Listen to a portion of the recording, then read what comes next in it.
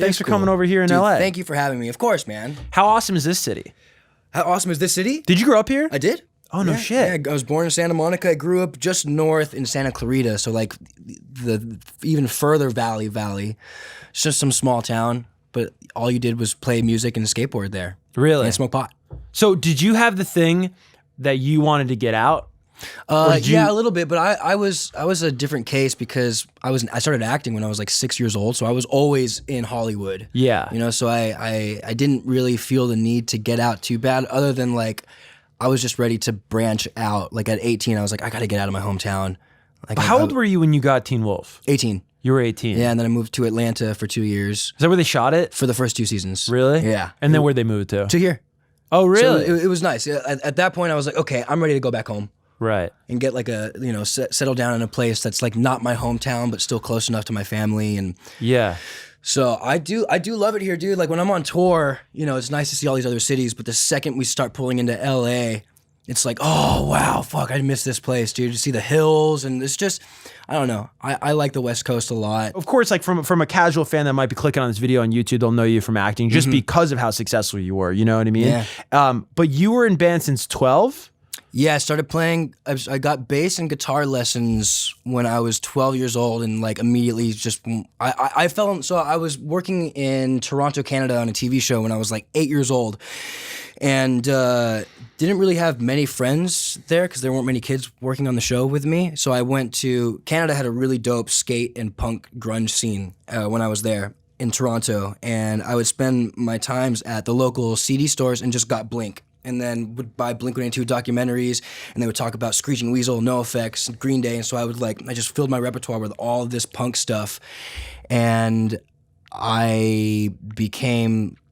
so before I started playing guitar, I knew the sound I wanted to, you know, emulate and what scene I wanted to be a part of. And so as soon as I started learning, I started playing in bands. My first band was called Toothless Sidekicks, just some stupid Who punk. named it, you, your buddies? I did. Okay. But yeah, we were just like in garages playing skateboard punk music, and yeah, started when I was 12 years old, and then Teen Wolf started getting popular, and I was always playing music then, and I would start selling out at the Roxy, and so I've always been trying to do this and like hustle, and now it's finally like, you know, I went on K-Rock years ago for Teen Wolf, and I was like, I also have a little demo of my song, and they're like, I think Kevin and Beam were like, okay, cool, let's play a little bit of it, and like they played like 2 seconds of it, but now I'm here for music. Right.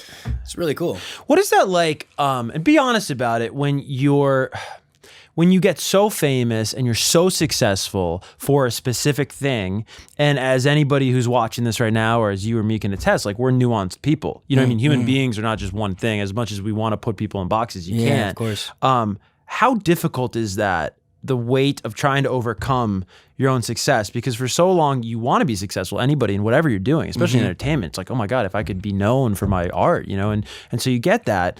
But then at a certain point, you kind of have to overcome it, and it becomes a different thing, right? So like this thing that you're probably so grateful for now becomes almost a challenge when trying to introduce your music. Yeah, dude. And be seen as an artist. Yeah, exactly. And that's why I've wanted to like, so I wanted to earn everything, because I know in this scene, like even for me, like if I see an actor starting to play music, I'm like, what's going on here? Right. What are you trying to pull?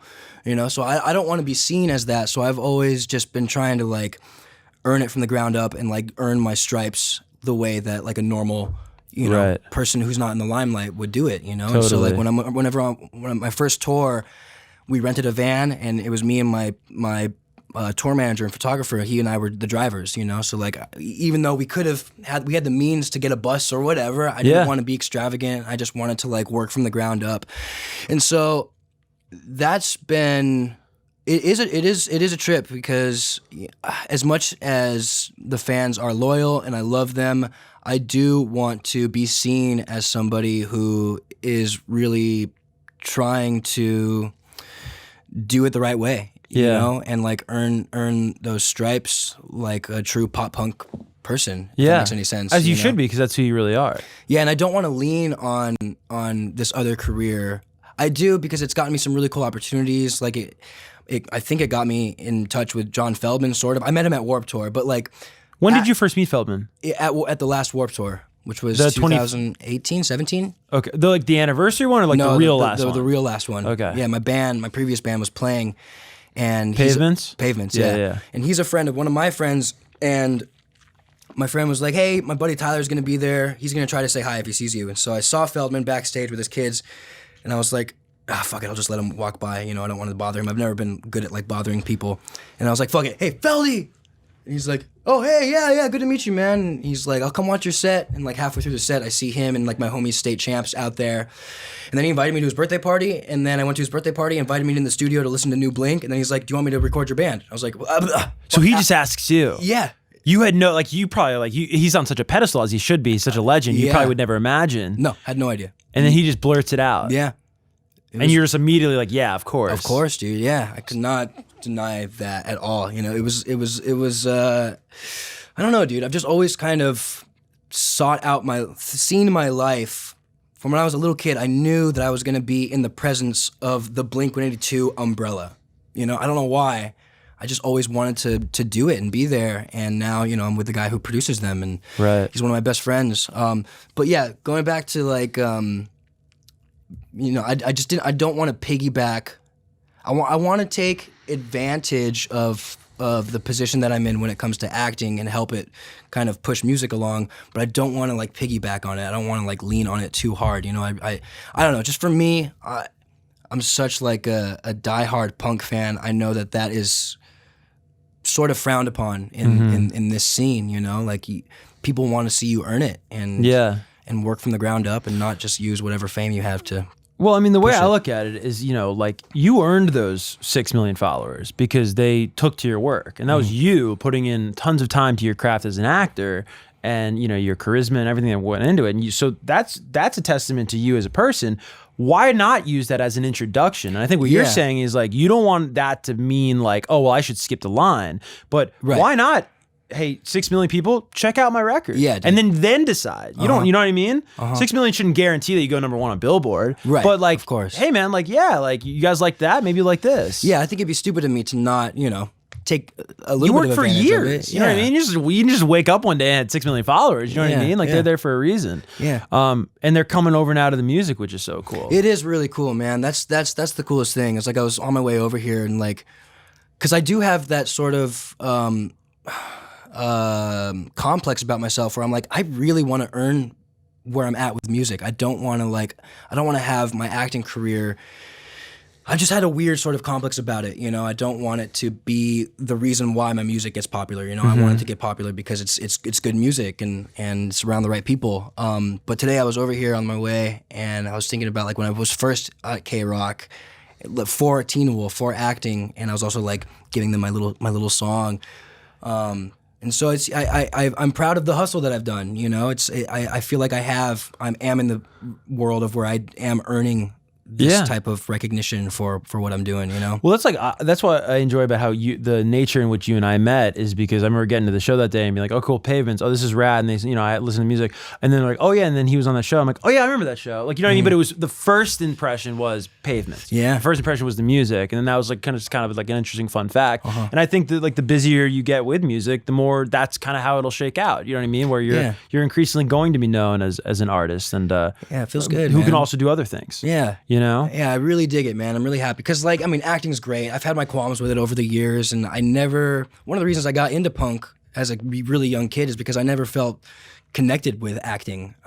Growing up on a set, like I started when I was like 6 years old and then moved to Toronto when I was 8, and I was filming for like 4 years. So I was around actors at a really, really young age, and I just didn't have the same agenda as them. There was just something, even in my young self, that I felt disconnected about. You know, I just couldn't.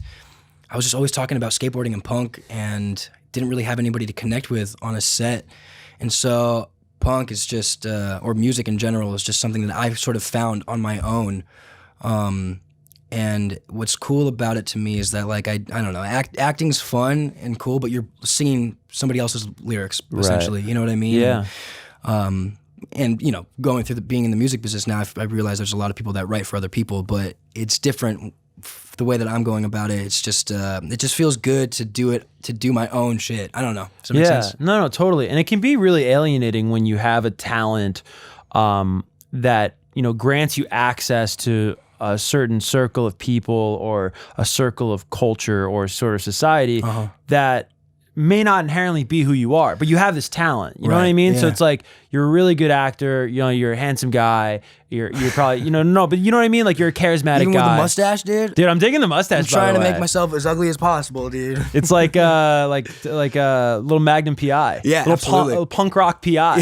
You know what I mean? But no, seriously, like, so as a kid, like your talents lead you to this like celebrity world, which like, and like for better or for worse, it's a very specific kind of world. You're around very specific kind of people, but like you're there because of your talent, not because of who you are. Right. Yeah. Did you ever have to reconcile, like, you know what I mean? Like the disparity between those things? I mean, I think subconsciously I was aware of that, but I never let it bum me out too much, because I have been, as much as I can, really transparent on about who I am. I've always approached like interviews. I never really prepared for interviews because I didn't want to. I just saw a lot of actors back in like my early days get really consumed with trying to keep the persona going of who they thought the world thought of them, if that makes any sense. But I've just always been trying to be as transparent as possible and just low key and normal.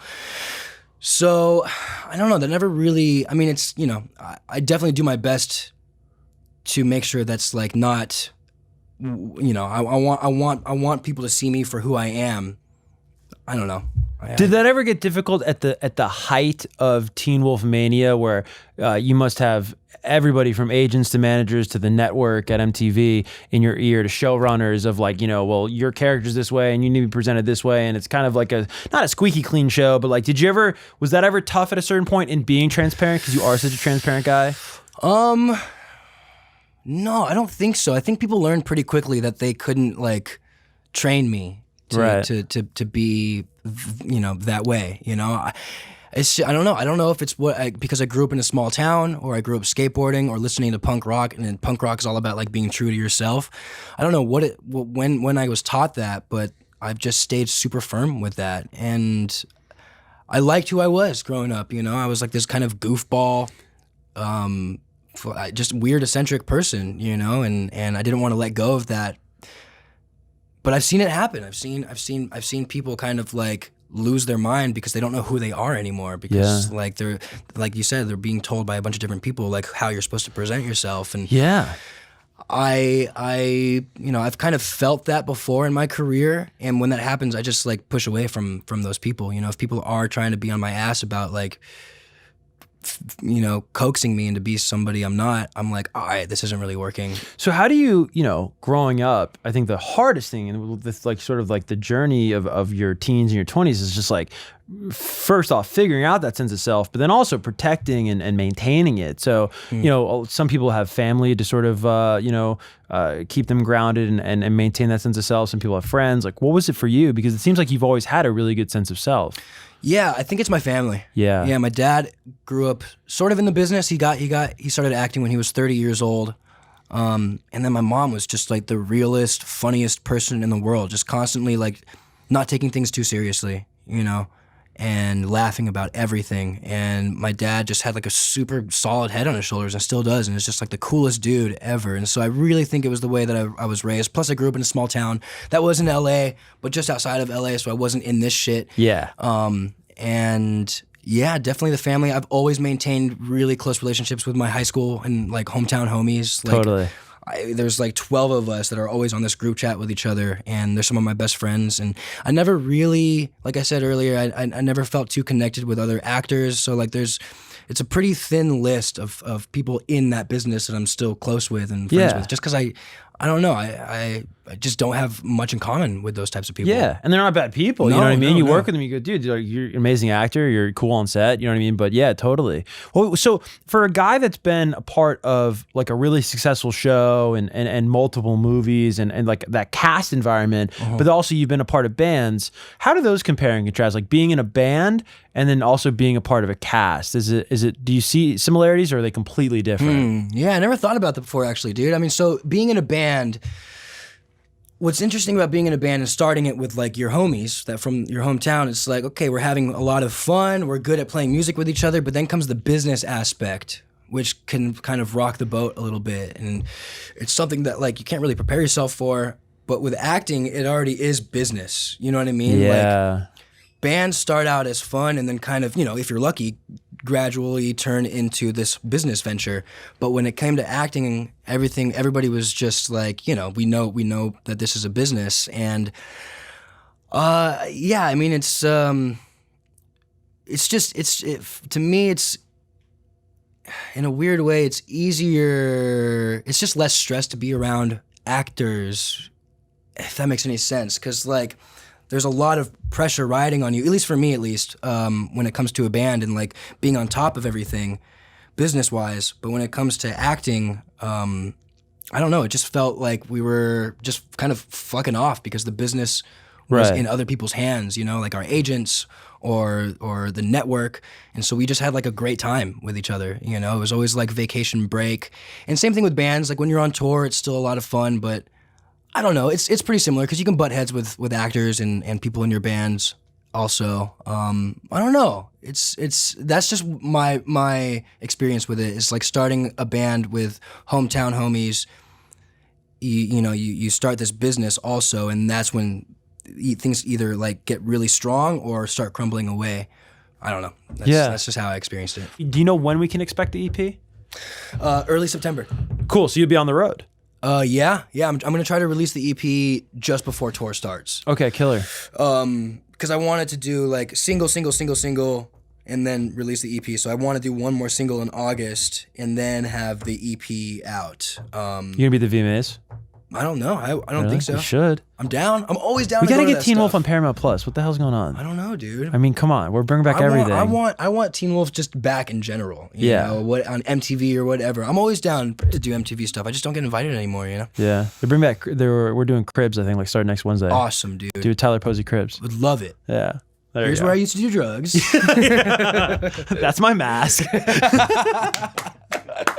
Dude, you're the man. Thank you so much, bro. Thank you, dude.